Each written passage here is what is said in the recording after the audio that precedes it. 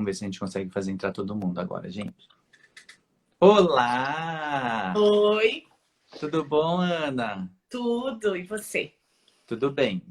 Espera aí que Tá eu vou bom. tentar convidar agora o Dr. João. Ele vai entrar aqui pelo Maternari. Uhum. Vai ser Oi. legal porque a gente vai conseguir fazer a live com nós três. Aqui o Dr. João, tudo bom? Oi, Ana! Que chique, eu nunca tinha feito assim. É a nossa primeira vez também, por isso que a gente está dando esse probleminha aqui na hora da entrada. A gente está se acostumando e adaptando essa live com 3 pessoas. Ai, que legal. Muito Né? chique, hein? E eu vou aproveitar aquele ato falho da sua outra. Chamada para live. Eu vou entender como um Olha. convite. Não, eu só fui ver depois. Falei só o doutor João. Mas tudo bem, a gente compartilha as pacientes. Então, assim, eu estou muito feliz de estar realizando essa live, como eu falei inicialmente antes de vocês entrarem. É um assunto muito importante, muito requisitado nos consultórios. Muitas pacientes vêm com perguntas para a gente, principalmente antes já de engravidar, quando engravida no período pós-parto, todos os Sim. tipos de tratamento que podem ser feitos, desde antes como uma forma de prevenção, como até depois que algumas alterações surgem, o que pode ser realizado durante a gravidez e o período pós-parto. Ótimo. Então, eu recebo aqui, inicialmente, vou te apresentar a doutora Ana Paula Azevedo, é uma dermatologista muito querida aqui, que trabalha na Clínica Silk, e o doutor João Paulo, que faz parte do grupo Maternari, que é o nosso grupo de parto, e a gente tem as nossas pacientes em comuns, elas estão adorando aqui, que eu estou vendo a partir dos coraçõezinhos que estão subindo.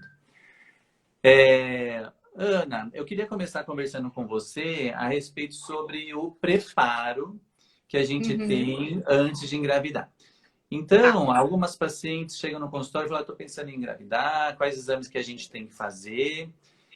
E isso inclui, então, as alterações ou o preparo que ela faz com a pele, com o skincare que ela já faz. Então, vamos começar falando sobre o que precisa alterar, ou assim, quais os produtos que a paciente pode continuar usando nesse período periconcepcional, se ela já faz algum tratamento. Tem alguma coisa que você já pode começar esclarecendo para a gente? Bom, a gente vai... A primeira coisa, né? Primeiro eu queria agradecer o convite, né?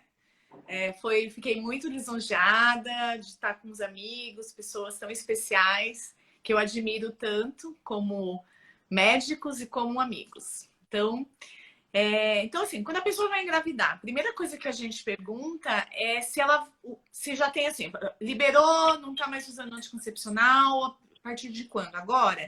Então, eu vou dar uma avaliada no que ela está usando, para tirar o que não pode, né? Então, a gente sabe que todos os derivados dos retinoides não devem ser usados nessa fase. Então, e é muito comum a pessoa estar usando algum produto com ácido retinóico, né? Não necessariamente o ácido retinóico, mas os derivados de ácido retinóico.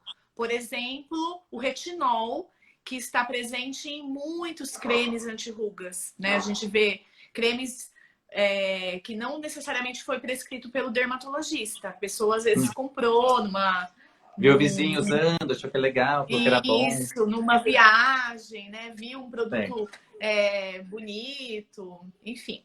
Então, a gente precisa saber se ele está usando algum produto que tenha derivados retinoides, que no caso o retinol, que é mais conhecido, ou ácidos. E aí a gente vai ver se ele está usando algum ácido. Por exemplo, a pessoa que está fazendo um tratamento para acne. Às vezes ela está usando um ácido salicílico, aí a gente já recomenda suspender também, né? O sabonete, se estiver usando sabonete com enxofre, também vai suspender. Hidratantes com ácido, tem muito hidratante que tem ácido glicólico. Ureia também, que não tem nenhum estudo comprovando a segurança da ureia na gestação, né? Se a gente pensar que os cremes são absorvidos, então as substâncias todas são absorvidas. Então, esses cuidados basicamente, a gente vai retirar o que pode dar problema.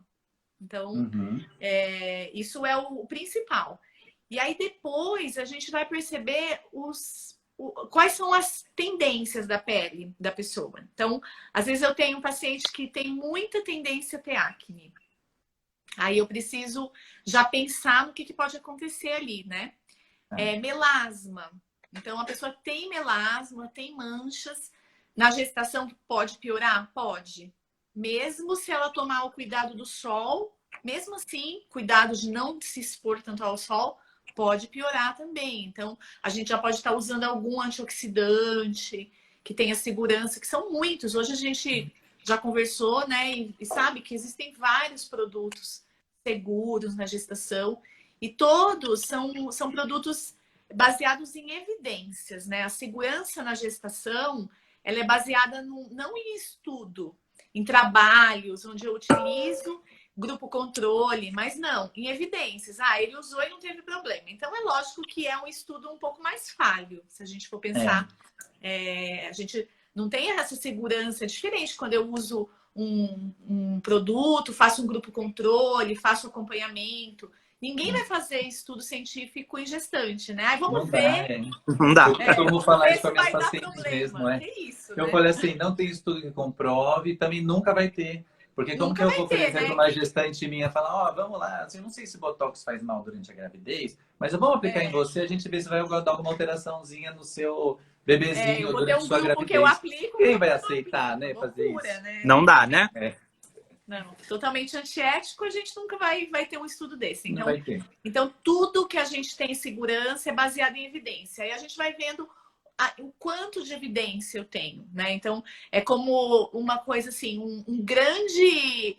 uma coisa que eu amo para usar para pacientes que estão tentando engravidar. A vitamina C tópica, ela é super segura. O ácido azelaico. O ácido azelaico, ele é uma substância que foi tirado da glicose, né? Da molécula de glicose. Então, ele, hoje já por evidências também, a gente pode utilizar. E ele é um coringa, porque ele melhora bastante acne, ele melhora bastante manchas. Então, ele clareia e melhora. Então, é um coringão, assim. Aí, o que vai mudar? Concentração. E o veículo, né? Então, assim, se a paciente já tem uma pele mais tendendo a oleosa, a gente põe num gel. E se já é uma pele mais seca, em creme. E aí entra uma outra característica aí do tratamento estético e do tratamento dermatológico na gestação, que eu tenho um pouco de dificuldade de usar os produtos manipulados. Eu tenho um pouco de medo, porque às vezes vai alguma coisa no veículo que a gente não tenha muita certeza. Então, eu prefiro, na gestante e quem está tentando engravidar, usar produtos comprados na farmácia, já, né? E até a concentração do manipulado pode ser diferente, né, Ana? Às vezes, dependendo da farmácia, isso pode mudar também, né? Não, com certeza. Manipulação ainda não é uma coisa assim totalmente segura se a gente não conhece a farmácia. Lógico, aqui a gente mora numa cidade que bom, temos muitas farmácias boas, de ótimas indicações, os farmacêuticos presentes, Sim. Mas mesmo assim, na gestação, eu acabo não fazendo nada manipulado, não. Exceto um creminho que eu tenho pós, né, gestação, para estria, que não existe pronto.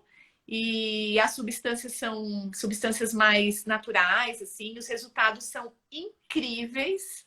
Essa fórmula, depois eu vou passar para vocês, que aí vocês já podem... isso é bom. Tem óleo de rosa mosqueta, é uma fórmula top, ainda mais nenhum laboratório tem, né, essa fórmula para estria, principalmente para estria vermelha, aquela estria mais inflamadinha, sabe? Que uma estria mais recente, né? Dá um resultado maravilhoso esse creme. E isso você usa pós-gestação? No pós-parto, né? A gente usa, ele tem uma fórmula basicamente que tem bioruzol e drieline, ambos são oligopeptídeos, então são substâncias seguras, né? Mas a gente não utiliza na gestação por conta dos estudos, que não tem, e evidências também não. Então, a gente estuda no pós-parto, aí usa no pós-parto. E não tem risco em lactantes, então pode ser usado. E o que usar na gestação para prevenir o surgimento de estrias, Ana? Que eu vejo que é um terror, assim, das nossas gestantes. Primeira coisa que a gente tem que falar sobre estria é que a estria ela tem um componente genético hereditário e o principal, um componente de idade. A estria, ela aparece na gestação de mulheres mais jovens, tá? Então, a pele é diferente, então a gente tem o aumento da complacência com a flacidez ajuda a gestante. Não tem estria. Né? E é uma coisa que as que novinhas estão em desvantagem. Exatamente. Depois dos 26, 27 anos, a gente já não vê tanta estria quanto antes dos 20, por exemplo, né? Então, quando você pega uma gestante de 18 anos, 17, nossa, é demais, né?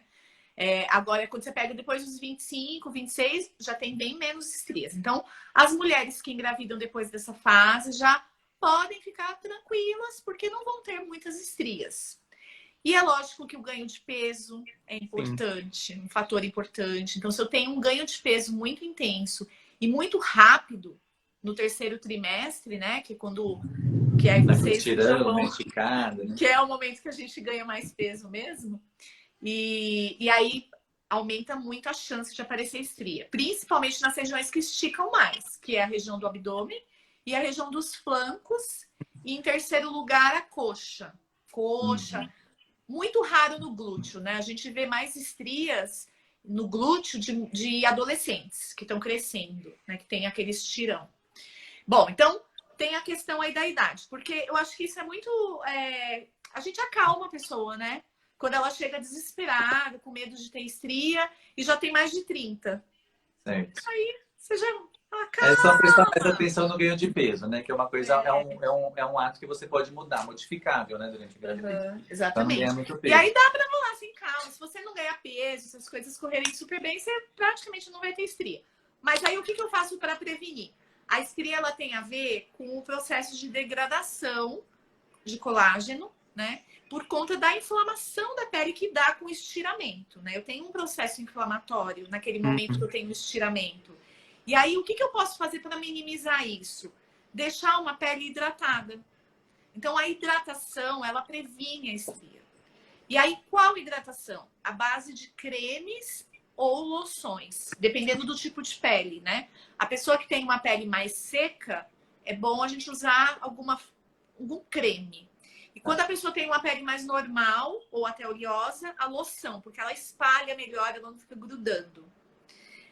O óleo, ele é pouco efetivo, porque o óleo, ele não penetra na pele, ele fica só ali na camada córnea. Então, ele não vai ter uma função de hidratação tão boa, entendeu? Claro. E aí tem algum tipo de hidratante que a gente tem que evitar na gravidez ou pode ser qualquer um? Tem que evitar a ureia, porque a ureia, ela tem um potencial tóxico, né, de toxicidade. E principalmente as ureias concentradas. Então, a gente já tem que substituir. E os hidratantes que têm ureia, mesmo em concentração baixa, 3%, assim, eu já mando substituir também. Pode ser usado manteiga de karité. Eu gosto muito desse ativo, né? Então, tem em alguns hidratantes. A gente tem... a gente pode, sim, citar produtos, né? Que são produtos éticos do mercado. A gente tem produtos da Mantecol, produtos da La Roche, mesmo da Stifel, que é a GSK, que tem o Fisiogel. Eu adoro o Fisiogel. Acho ele muito bom, né, nessa época da gestação. Tem o Fisiogel loção, tem o creme, tem o Lipicar da La Roche, que é muito bom. Que aí a gente também tem creme e loção, né? Tem o Hidradip. O Hidradip da Profuse é excelente. E, inclusive, eles têm também um sabonete hidratante. Porque, né, você acaba... Uma coisa que eu falo, que às vezes a hidratação, a pessoa tem um pouco de pressa para hidratar, então você associa um sabonete hidratante. Aquele dia que você não teve tempo de passar o hidratante, você já usou o sabonete. Então, já é alguma coisa, né? O Cetaphil, sabonete líquido. Então, são produtos que vão associar e que vão ajudar na hidratação. Legal. Então, assim, se a minha paciente engravidou e ela ficou na dúvida, ainda não conseguiu marcar consulta com o dermato, que é sempre um terror, é sempre difícil de marcar. E aí ela vai olhar no rótulo do hidratante que ela está usando. Então, ela tem que evitar que lá esteja escrito ureia. Ureia, evitar. Ureia é isso, que é o que tem nos hidratantes mais comuns que ela tem que evitar. Ou ácido e aí ela... também, né? Ácido glicólico, que pode ter em alguma... Tá, isso é algum dos componentes dos hidratantes, igual o ácido salicílico, que você falou que era melhor evitar. A doutora Débora, que é uma colega dermato, ela tá lembrando de um hidratante Oi, ótimo. Débora. da linha da Sgin, é muito boa, porque a gente está falando produtos também que não tem muito risco de reação alérgica, né? Uhum. Essa fase, a mulher tem maior tendência a ter alergia, até pelo ressecamento que já é típico da gestação também. E em questão do odor, algumas pacientes elas se sentem muito incomodadas com o odor, ainda mais se você tem um odor muito forte com o hidratante. Tem algum que você recomenda, que não tem um cheiro mais ameno, que a paciente consiga se tratar de uma forma um pouco melhor? Tem um produto que é da Darrow, que chama Nutriol, que é um hidratante que não tem perfume. Ele até tá escrito, sem perfume. Sabe? Então, se você compra Nutriol com perfume, sem perfume, não tem nada. Não sente nada. Uhum. E aproveitando que a gente está falando sobre hidratação da pele, a gente teve uma pergunta de uma paciente, Marina. Ela perguntou como que faz para hidratar de forma melhor durante a gravidez, principalmente quando surgiram o prurido durante a gravidez na região abdominal. E em relação ao tratamento da PUP inicial, que se você tem algum tipo de recomendação específica para esse tipo de patologia que pode começar a apresentar durante a gravidez. Sim, então, bom, quando começa com quadros de prurido na gestação, precisa ser avaliado, tá? Porque existem várias patologias na gestação que começam com prurido. Então, a gente precisa, até autoimune, então precisa avaliar, né? Tem que ser uma consulta com um dermatologista. Mas quando a gente percebe que é um prurido que tem a ver com o ressecamento, aí, se a pessoa estiver usando uma loção hidratante, ela já troca pelo creme. Já troca na hora, porque o creme vai ter um efeito melhor. Porque ele vai ser mais concentrado, o veículo é melhor. Vai se fazer uma umectação melhor, tá? Então, essa questão aí, já troca pelo creme, independente da marca, provavelmente, que ela já esteja usando. E aí, avalia com o dermatologista para ver se não tem nenhuma patologia associada, alguma doença.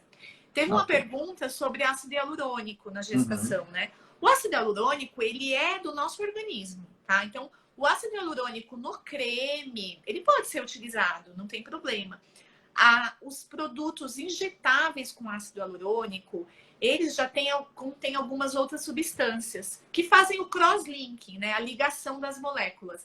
E já essas substâncias já não são tão seguras na gestação, entendeu? Então, mas se for um ácido hialurônico de baixo peso molecular, né, que a gente fala, que é o próprio ácido hialurônico no hidratante, não tem problema.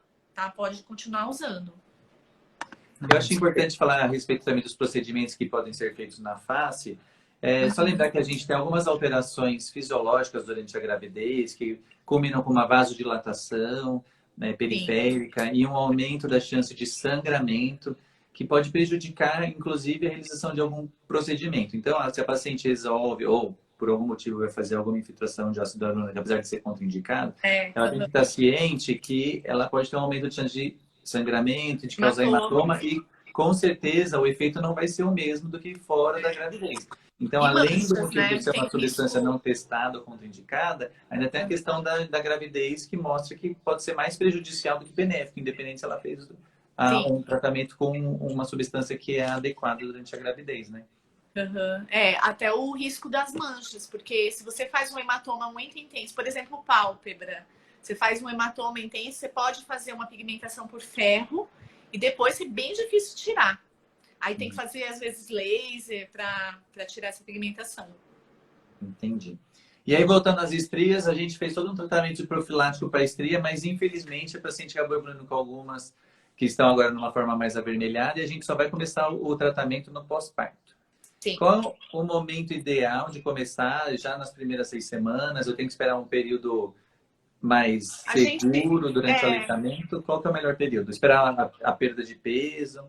Eu espero passar aquele momento do edema, que são pelo menos nas primeiras 4 semanas, um mês pós-gestação, né? Tem muito edema e às vezes até a estria, a gente não consegue visualizar tão bem a estria, ou aquela estria que está muito esticada pelo edema, ela vai diminuir um pouco também, né? Então, espera passar esse primeiro mês por conta do edema, e aí depois já pode fazer. E o que eu mais recomendo hoje? Laser, né? O laser fracionado. Aí a gente tem o ablativo e o não ablativo. Vai depender da profundidade da estria, do tipo de estria. Mas por isso que tem que fazer uma avaliação. Mas espera passar o primeiro mês, a quarentena. Não fala em quarentena. Esse número 40 é fogo, né? Pode lavar o cabelo, né? E você associa essa sua fórmula junto com laser nos tratamentos geralmente que você faz com estria? Aí eu faço assim, a pessoa vai, faz dependendo do tipo, da quantidade de estria, a gente programa 3 sessões, 4, é a média, né? Uhum. Aí eu faço uma sessão por mês e depois da sessão, usa um cicatrizante, uma semana, e aí depois usa a fórmula.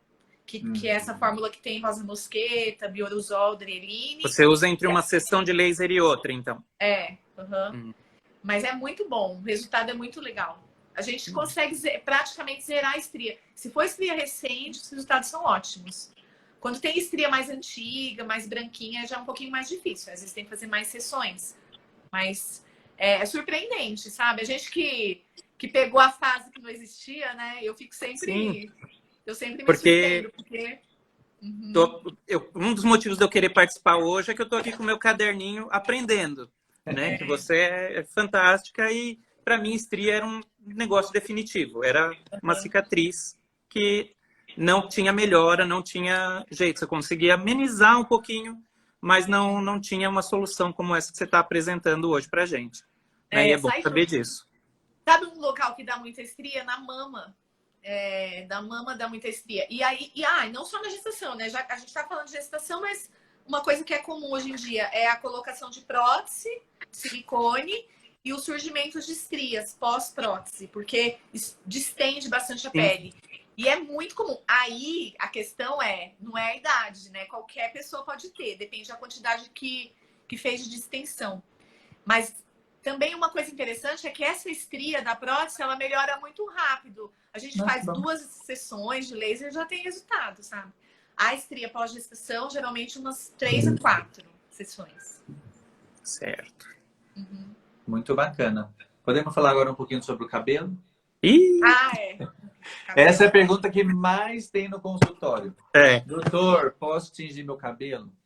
Como é que é? E aí, como é que é o preparo aí, Ana Paula, para você engravidar? Você que faz tinta no cabelo e está pensando em engravidar, e caso tenha engravidado, ainda com tinta no cabelo, como que vai fazer o segmento? Não, então, estou com tinta no meu cabelo, não tem problema, tá?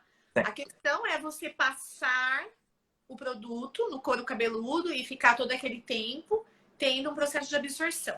E aí, assim, o que é que faz o que é o problema? Porque aí já tem vários estudos de evidências mostrando que os metais podem causar anemia fetal, né? Então, alguns tumores, então assim, existem estudos comprovando. E antigamente, há alguns anos atrás, se usava muitos derivados de metal nas tinturas escuras, né?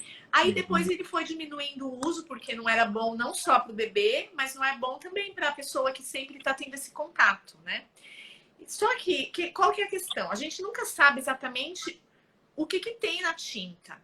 Aí a gente tem a diferença entre a tinta e o tonalizante. Basicamente, o tonalizante, ele dura menos, ele não é permanente, e a tinta é permanente, né? Ela tem substâncias que fixam melhor no fio. Antes da live, eu comecei a olhar fórmulas de tintas, né? E a maioria das tintas tem um danadinho que chama, deixa eu pegar o nome aqui, citrato de bismuto, né? O bismuto, então, não tem mais metal, né? Chumbo, que era o que tinha nas tintas, tinha nas maquiagens, hoje não tem mais. Não tem, mas tem o citrato de bismuto. E o que é o bismuto? É um metal encontrado nas minas de chumbo e estanho, né? Tá. Então ele só não tem com o nome chumbo, mas na verdade está lá de uma chumbo, forma... mas tem esse. Então, assim, as tintas tem, tá?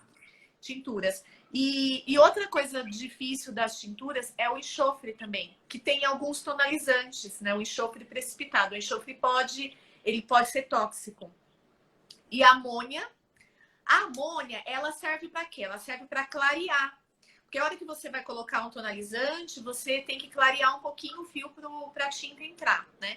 Então, ou você tem água oxigenada, nas tintas, muitas já tem, mesmo assim ainda se mistura mais, ou você tem a amônia, que ela serve para fixar e clarear, abrir, né, as pontes de hidrogênio do fio. E a amônia não se tem uma segurança da amônia. Então, tem várias tintas que você fala, tintas não, tintas todas vão ter alguma coisa. Mas o enxofre, né? O enxofre vai ter em todas, viu? Pelo que eu pesquisei aqui as marcas, L'Oréal, todas têm enxofre precipitado. Então, já é uma contraindicação. Então, de uma forma geral, a gente orienta a paciente não usar nenhum tipo de tintura, então, durante a gravidez. Seria só as naturais, né? Então, eu estava olhando que tem uma que chama Natucor. E ela não tem realmente, não tem nada de metal, não tem amônia, né? Então, são as naturais. Mas pelo que eu também vi os comentários, ela colore muito pouco, né? Então, Entendi. às vezes, as renas são plantas, né? A rena tem segurança no uso da gestação. Não é uma segurança de estudo, mas é a de evidência. Então, dá para usar. A pessoa que usa, que não quer ficar com o cabelo tão branco, pode usar a rena. E a água oxigenada pode ser utilizada também. Então, água oxigenada pode. O problema é que ninguém usa sozinha, né? Água oxigenada. Senão vai ficar que nem o cabelo da Carla Pérez, né? Pode fazer umas luzes com água oxigenada, isso pode.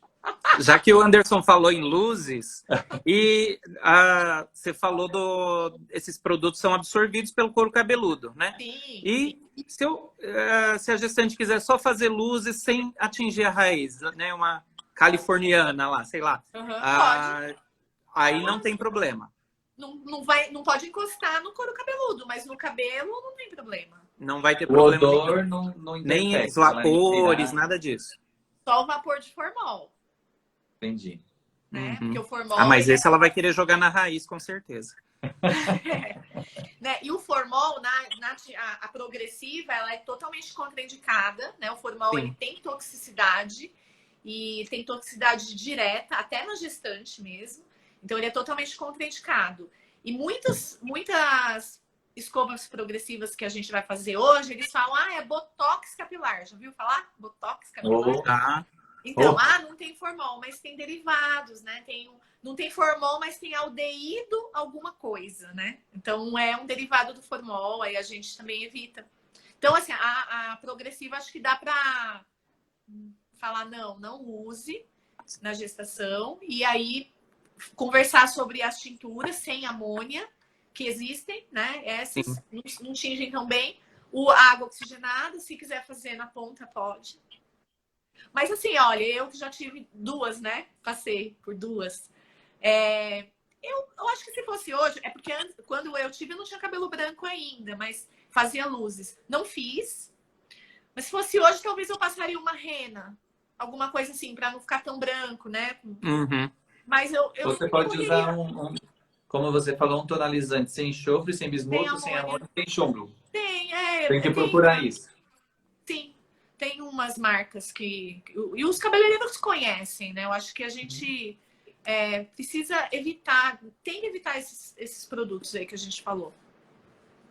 Não, muito, muito interessante mesmo. Tem um trabalho assustador. O dia que eu li aquele trabalho, que eles correlacionaram o uso de tintura com neuroblastoma. Nossa. No feto. Uhum. Nossa. Não, então, para que você vai correr o risco? Perguntaram do batom. Batom não tem problema, pode usar. Não tem chumbo no batom mais, faz muitos anos. Tranquilo. Acho que desde o Boca Louca, não é do tempo de vocês, né? E no período pós-parto? Eu não vou falar que usei muito, eu tô contando minha idade, hein? Gente, é que vocês lembraram, isso entrega idade, não pode falar.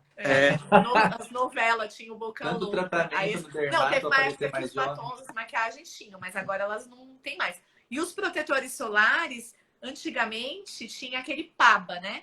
Que é o ácido para-aminobenzoico. Isso.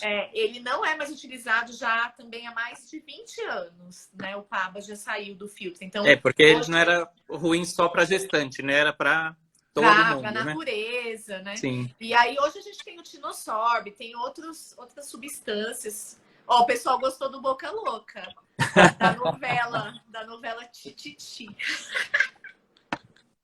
Eu tenho uma memória muito boa pra besteira, gente.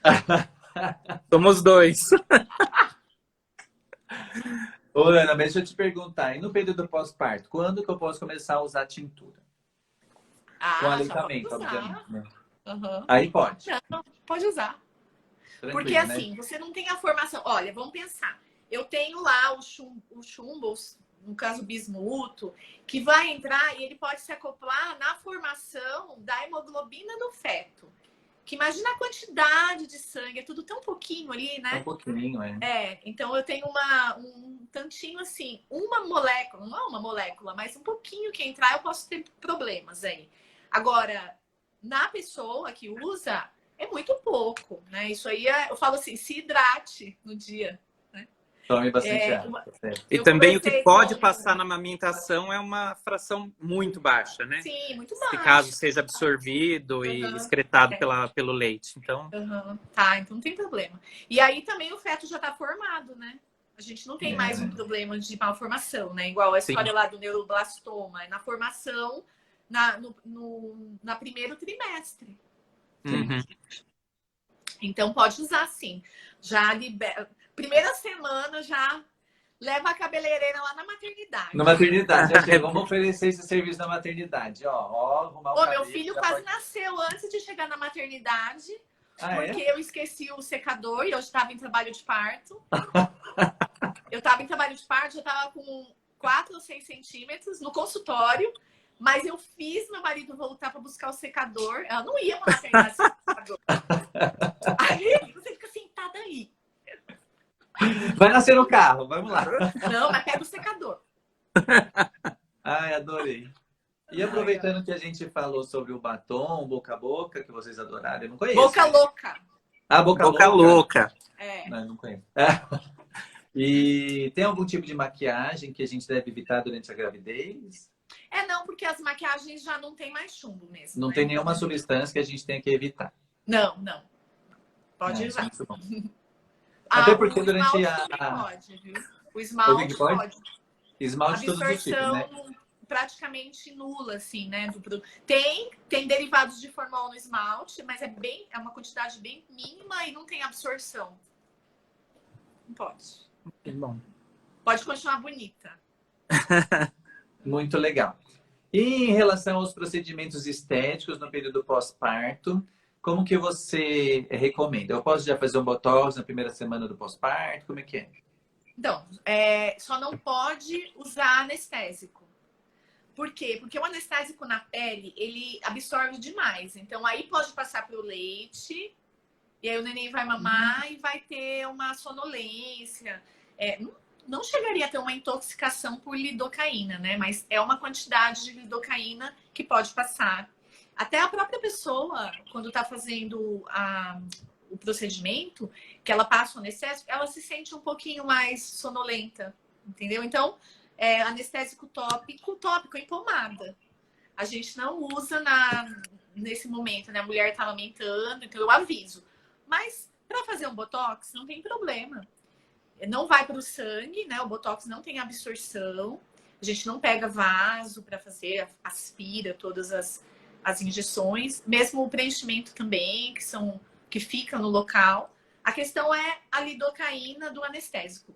Pode ser usado anestésico em pequena quantidade, às vezes num dentista, que tem que ser usado, né, se precisar. Mas na pele, por ser uma área extensa, aí a gente não recomenda. Muito bom. Ainda queria falar mais um pouquinho sobre o melasma, que aparece em algumas pacientes durante a Murilo gravidez. sacana, hein? Ó, o Murilo sacana. Sim. Aí, ó. Como convencer a mulher a ter o terceiro e quarto filho?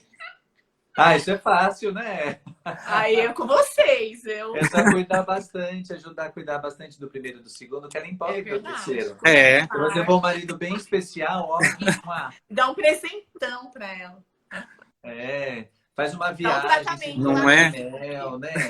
Esquece o anticoncepcional em casa. Eu já ia ser mais baixo, eu já ia falar, troca o anticoncepcional por pílula de farinha, por AS.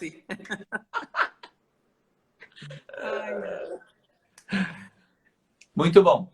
E aí, a respeito do melasma, conta pra gente, o que a gente faz para evitar? E você falou que, às vezes, independentemente das coisas que você faz como o protetor solar, se ajuda e acaba aparecendo, o que eu faço para tratar? E eu queria saber se os protetores solares que vêm com cor, se eles diminuem a chance de você desenvolver o melasma. Sim! Isso é muito legal. Isso aí foi uma pergunta ótima.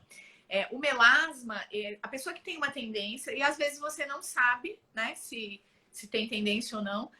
Na gestação, a gente aumenta a produção de melanina. Então, existe essa tendência. E a face, principalmente na região T, na zona T, onde a gente tem maior produção de melanina da face. Então, é onde acontece o melasma. Além disso, a gente também tem receptores hormonais nessa região, né? Porque aí você fica falando assim, mas por que não dá melasma aqui no canto, no pescoço, né? Porque os receptores hormonais estão na região e aí você está cheio de hormônio, então aumenta a chance de produzir a melanina e ter o melasma. Lembrar também que o melasma ele tem relação com o processo inflamatório e também com o processo vascular. Hoje a gente trata melasma com remédio usado na trombose, né? Eu uso, na verdade, medicações que tratam melasma. Lógico, depois, né? Isso. O ácido tranexâmico, né? Que eles costumam usar. Ácido tranexâmico. Hoje a gente já sabe. O laser, eu uso o laser K-Switch para tratar melasma, que é um laser que pega bastante pigmento vermelho. Mas o melasma é pigmento marrom. Mas para pegar os vasinhos, as telangiectasias, que os pacientes que têm melasma têm demais, né? Entendi. Então, e na gestação você tem um aumento disso. Então, tudo predispõe ao melasma. Aí, o que você pode fazer para prevenir? Não tomar sol, porque aí tem o outro fator que é o sol, né? Então, se você não toma sol, a sua chance de desenvolver o melasma é mais baixa. E aí, hoje a gente já descobriu, uns 4, 5 anos, descobrimos que a luz azul é uma vilã. A luz azul, ela aumenta bastante a produção de melanina. E ela está na tela do computador, né?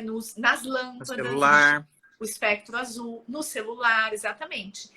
E então, já tem até cálculos para saber exatamente a quantidade de tempo que você fica na frente de uma tela ou perto de um foco, e aí a chance que você tem para desenvolver o melasma.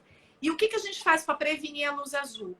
Eu preciso de um método físico, de barreira, né? O dióxido de titânio que tem no protetor com cor, ele é um método de barreira. A hora que você coloca, ele faz uma oclusão da pele, que é diferente da base da maquiagem. A base da maquiagem não é óxido de titânio. São pigmentos que vão deixar a tua pele com a cor que você quer. Por isso que o filtro solar, ele tem uma certa dificuldade, né, de chegar no tom que a gente gosta. Então, às vezes, a mulher fala assim, mas eu uso esse protetor solar com base, eles me deixam com a pele meio amarelada, parece cenourinha, principalmente se a pessoa é mais clarinha. Por quê? Por causa do dióxido de titânio, porque a substância principal é essa, e ela é meio alaranjada. Mas hoje a gente já tem várias marcas que conseguiram desenvolver cores, 5, 6 cores, sabe? Então, já não é mais o motivo. Falar, não quero ficar com a pele meio alaranjada. Não fica mais, né? Então, o protetor solar branco, ele não consegue proteger da luz azul. Ele só protege do raio UVA e UVB, que é do sol. Entendeu? Muito interessante. E já tem protetor solar com cor para homem? Agora estou interessado. Tem. A gente trabalha muito no computador, né? Eu gosto muito eu acho o Minesol Universal ótimo. Minesol Universal dá para homem. O da SkinCeuticals também dá certinho para homem. E o tom tem que ser um tom mais universal mesmo, né? Sem parecer que passou base. Às vezes você pega um tom tão próximo da tua pele que não parece que passou nada. Então tem que usar. O homem também. O ideal é usar o filtro com base. Ana, você falou que o sol, a exposição ao sol está muito relacionada com o aumento da incidência de melasma, né? E em áreas, né? A Estela, eu estava vendo aqui, ela fez uma pergunta, em áreas que não ficam tão expostas ao sol, mas são áreas de mais atrito, né? Como região inguinal, região de virilha, assim, Sim. A região de axila. Durante a gestação, é mais comum ter um escurecimento da pele nessas regiões? É isso a gente chama de hipercromia pós-inflamatória, né? É o nome desse aumento de coloração dessas regiões.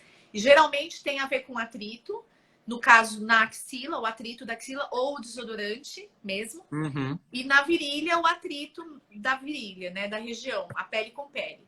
Na gestação, por ter um aumento da produção de melanina, né? Lembra que a gente tem a linha nigra, a gente tem um aumento de todas as áreas que tem mais melanina, né? Um aumento da cor. Então, pode Aumento acontecer... da pigmentação do mamilo, né? Isso, então, aí pode acontecer sim. Mas assim, isso volta, regride sozinho. Tanto que a linha negra, em 8, 9 meses, no máximo, já tá saindo. Alguns pacientes um pouquinho mais, né?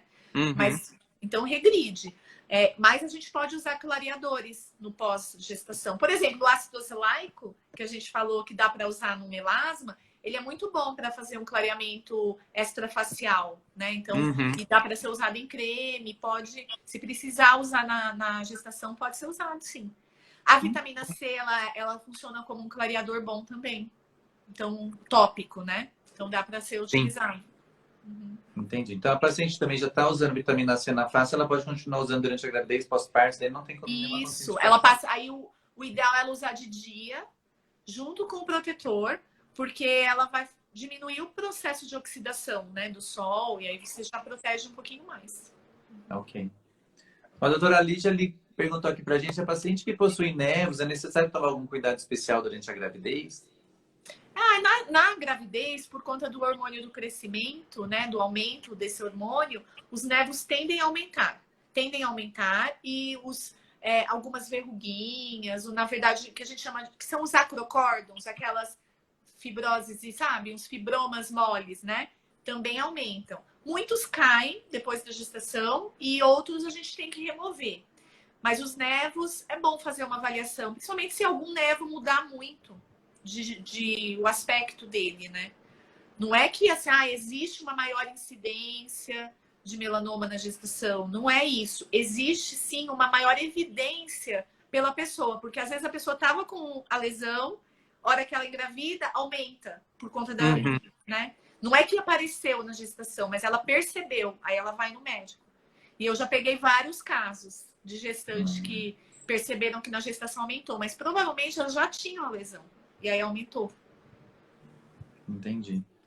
Muito legal. E a respeito do eflúvio telógeno que tem no pós-parto, toda paciente reclama, vou ficar careca, esse limitamento, meu cabelo está caindo todo. Explica um pouquinho pra gente o que é isso, Ana, e se tem algum tratamento, alguma vitamina que pode tomar no pós-parto para diminuir a chance ou a queda de cabelo que deixam elas tão assustadas. Ou mesmo até durante a gestação para prevenir essa queda tão intensa assim, que às vezes acontece. Não tem.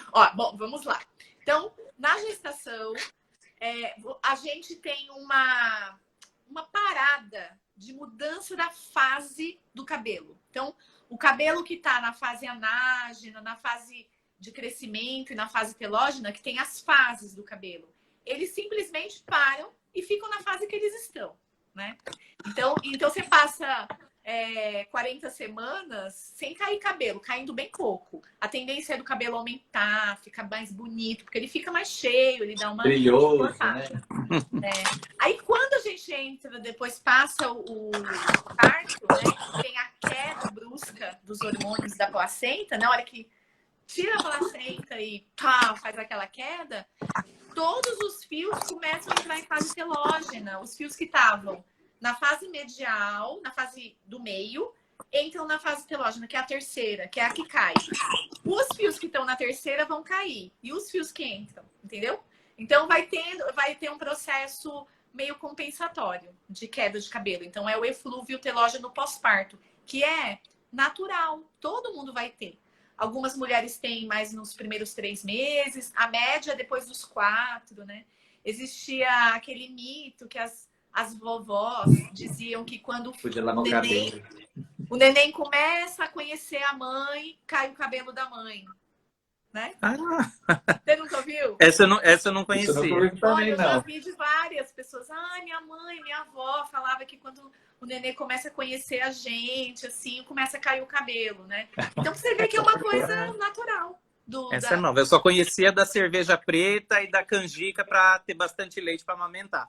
Mas essa do... Então, vai cair. Então, não tem o que fazer na gestação, porque é um processo natural da queda. Mas aí, quando a gente está na queda, a gente tem algumas vitaminas que a gente pode utilizar. Por exemplo, vou dar um exemplo, a biotina, quando está na fase de queda. Entre outras, tá? Que a gente faz? Se a gente usa uma quantidade ideal disso, a gente mantém o fio na fase telógena, que é antes da queda. Entendeu? Então, você meio que dá uma estabilizada ali. Nutre melhor o folículo. Então, o tratamento é depois. Nasceu, aí tem as vitaminas que podem ser utilizadas. E aí, existem várias, a gente tem que avaliar mesmo. O paciente chega, eu vejo o tipo de queda, se é totalmente telógena mesmo. Então, aí é o momento de ir no dermatologista, tá? Para ver se vai precisar usar um pouco algum tônico.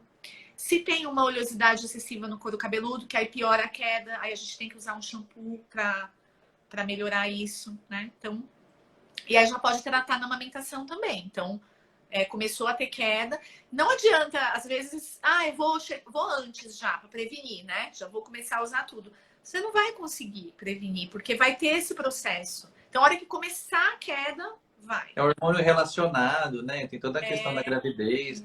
Eu costumo falar, sua pele, o cabelo vai ficar maravilhoso durante a gravidez. No pós-parto, você vai ter uma sensação contrária, mas é uma questão hormonal, natural, fisiológica. Então, logo depois que passar esse efeito da queda dos hormônios, seu corpo for voltando ao que você era antes da gravidez, você vai voltar tanto a pele quanto o cabelo àquilo que você era antes. Se era muito cabelo, continua muito cabelo. Se era pouco cabelo, continua pouco cabelo. Né? E ótimo que você tenha lembrado isso, porque se a pessoa estava na fase telógena final, vai ter 20% dos fios na fase telógena final. O que vai acontecer? Tô grávida e tô nessa fase. Vai cair. Então, não é assim, eu tô grávida, não vai cair no meu cabelo. Aí a pessoa, mas não era pra não cair? Mas você tava numa fase que ia cair, então vai cair. Né? E depois vai cair de novo. Mas recupera. Apenas se a pessoa tiver paciência, vai recuperar sozinho? Vai. O problema é que geralmente a gente já tá numa fase em que a gente tá tendo outros tipos de queda de cabelo, né? Até a queda de cabelo androgenética. E aí você acaba juntando. E aí pode cair muito, entendeu? Então, por quê? Por conta de uma superposição de processos mesmo, né? No caso, uma alopecia androgenética. Eu já peguei pacientes que faz um eflúvio bem intenso pós-parto, uma pessoa que tem alopecia androgenética. Nossa, terrível. Aí a gente tem tratamentos eu gosto muito da mesoterapia, onde a gente usa algumas substâncias no couro cabeludo, porque a gente tem um efeito mais rápido da recuperação desses fios. E dá super certo, assim, dá para fazer nessa fase também. Isso é muito bom. Uhum. E é bom a mulher ter isso em mente também, que depois que o bebê nasce, a atenção volta toda para o bebê, né? E ela já sabendo disso, é uma deixa para ela falar, agora eu vou cuidar de mim, eu vou no dermatologista e vou prestar atenção em mim e me valorizar também, né? Que é muito importante para a autoestima e para a saúde mental dessa nova mamãe. Né? É uma boa deixa já para um autocuidado aí. Ana, deixa eu te perguntar mais uma coisa. Eu queria que a gente voltasse um pouquinho na acne, porque eu tive muitas perguntas durante quando a gente estava lançando aí. Faça uma pergunta aqui para a live.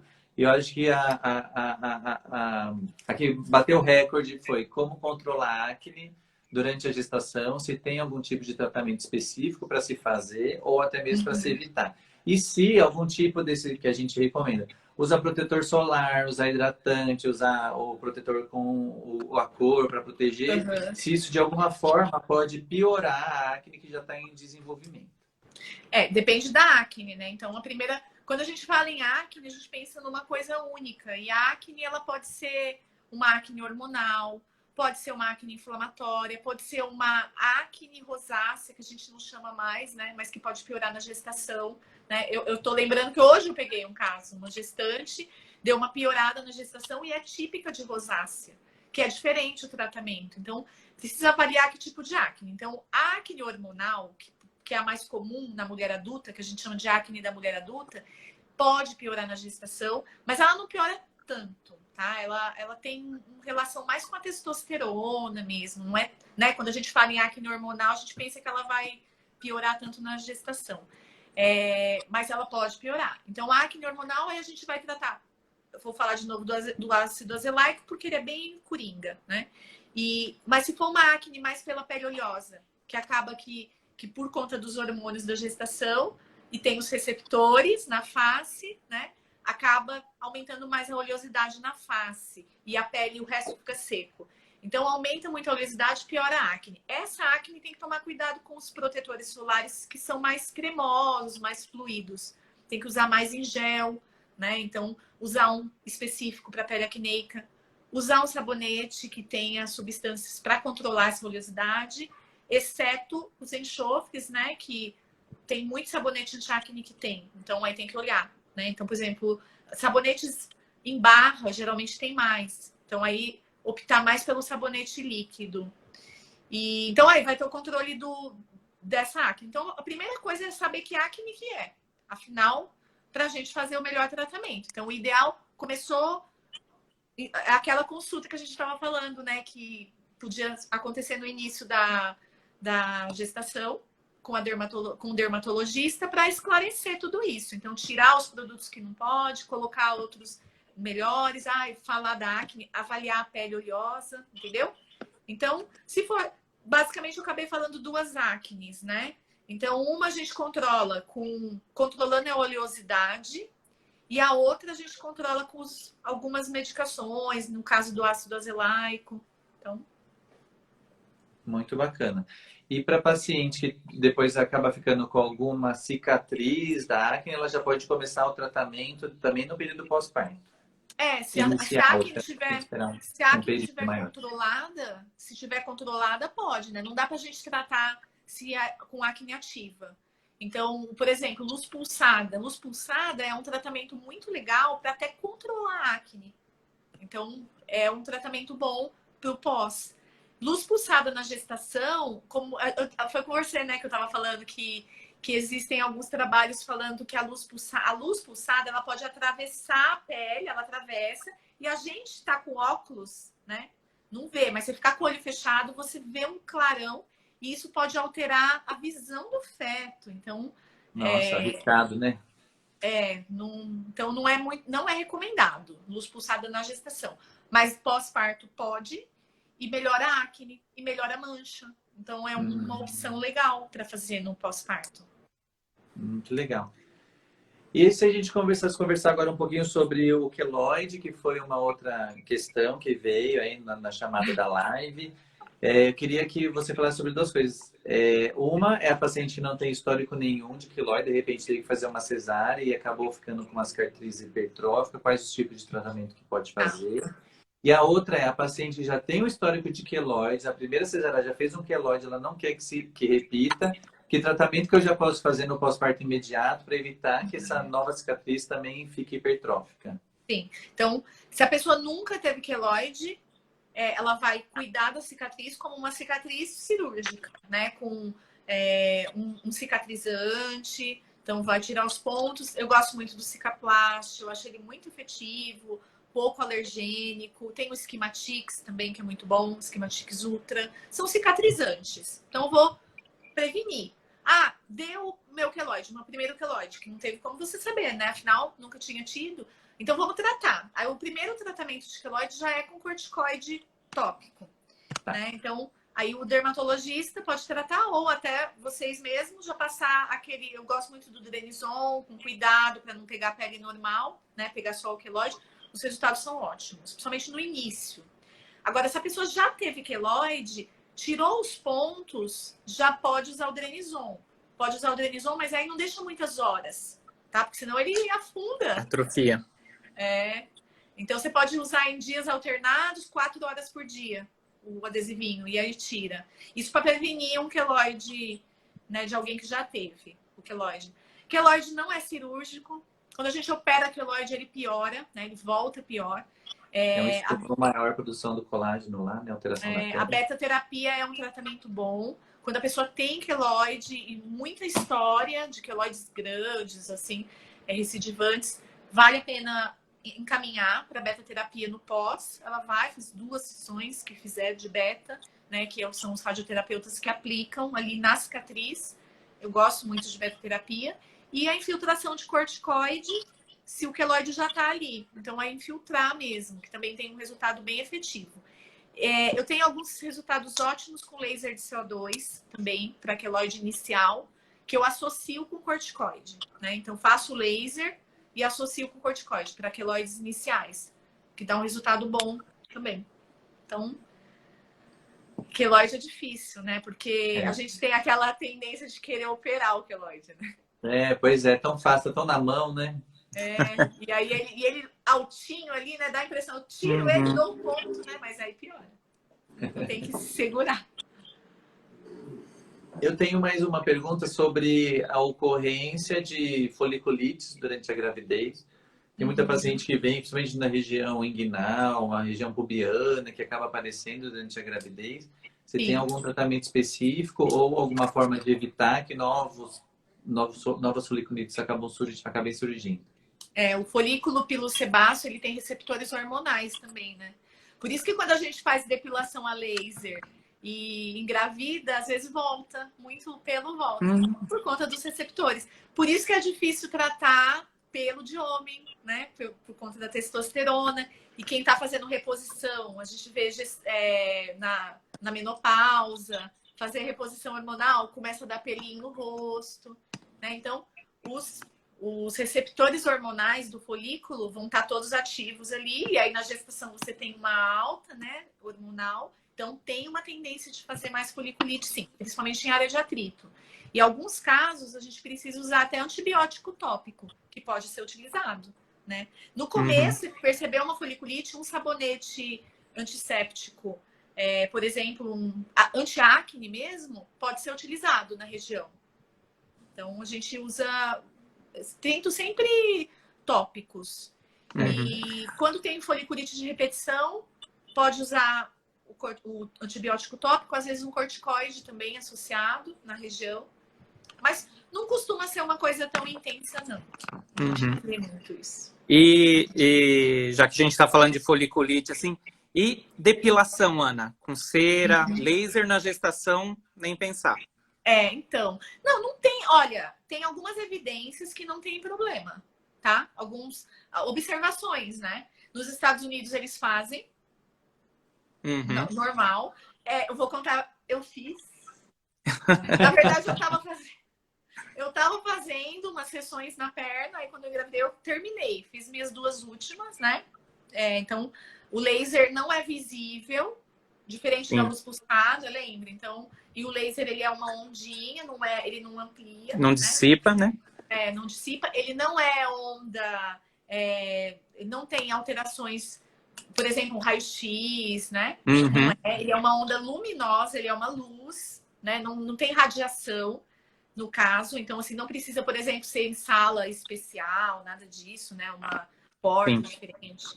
Então, mas não tem nenhuma evidência que dê segurança. Entendeu? Então, a gente não costuma fazer. Sim.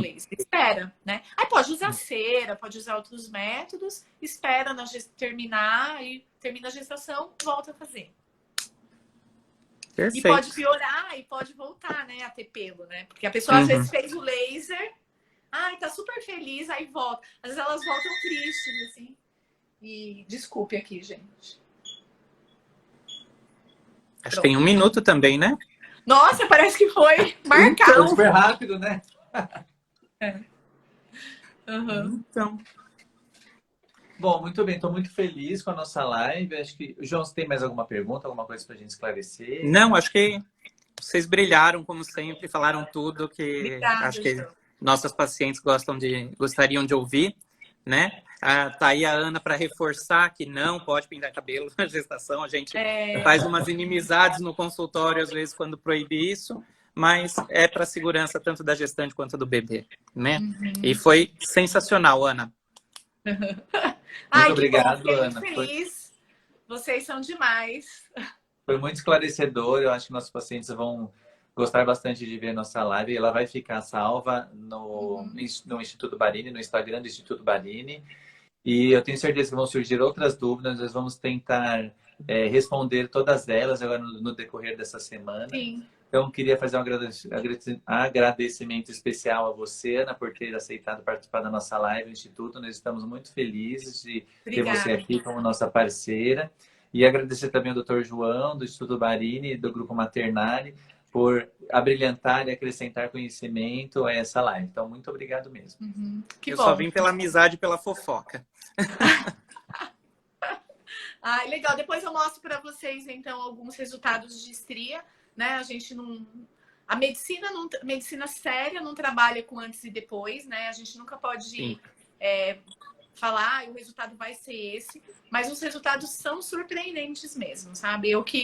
Na época, a gente usava... A única coisa que a gente tinha para estria era